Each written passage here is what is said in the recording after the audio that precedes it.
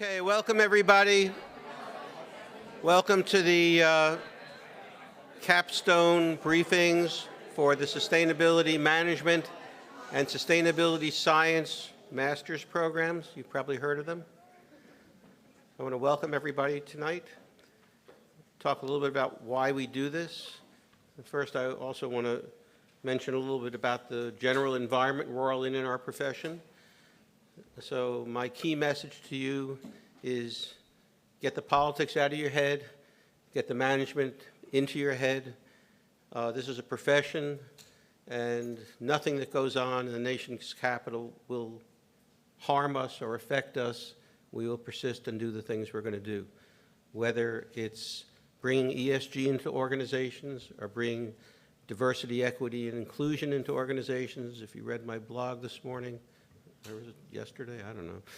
Anyway, that's a fundamental principle that we established, two fundamental principles we established this program on, and we're going to persist. And I'm not concerned because it's a worldwide trend, and we are on the cutting edge of it, and we have been. Now it's our 15th year. So why do we do this? Well, capstones were invented actually in public policy programs by the LBJ School in the late 1970s. And we brought it to Columbia in the MPA program there in the spring of 1982, where I taught the first capstone at Columbia. And then we brought it into this program when it was established in 2010. What it's supposed to do is be the culmination of your experience, and it replaces the master's thesis, which we thought of as overly academic and overly solitary. We're in a profession that requires people to work together to solve problems.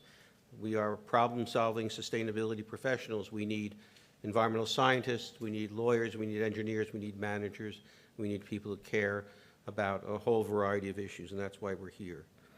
Also, the purpose of this project, of these projects, is to perform a public service, to work for government organizations and nonprofit organizations that need our analytic help so that they can move their work forward.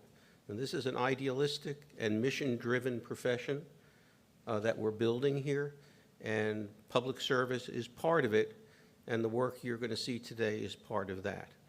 Over the history of the program, if you look back on our website at all the magnificent capstones that have been going on here for a long time, you will see they are high-quality analytic work. What are they built on?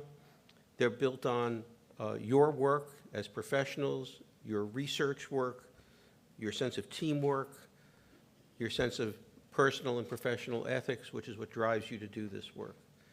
So you will see tonight some really excellent presentations.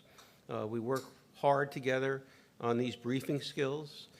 We recognize that in management, you got to do things quickly because there's only so much time and the world is moving quickly. And it's a world we need to influence, and that influence need is urgent. So again, I want to welcome you all here tonight. I also want to thank Chandler Precht, who runs this course and runs the capstone. She's been doing this for a while. She does it really well. She has to put up with my direction, which isn't that easy, and she has to put up with your comments, which sometimes is also not that easy.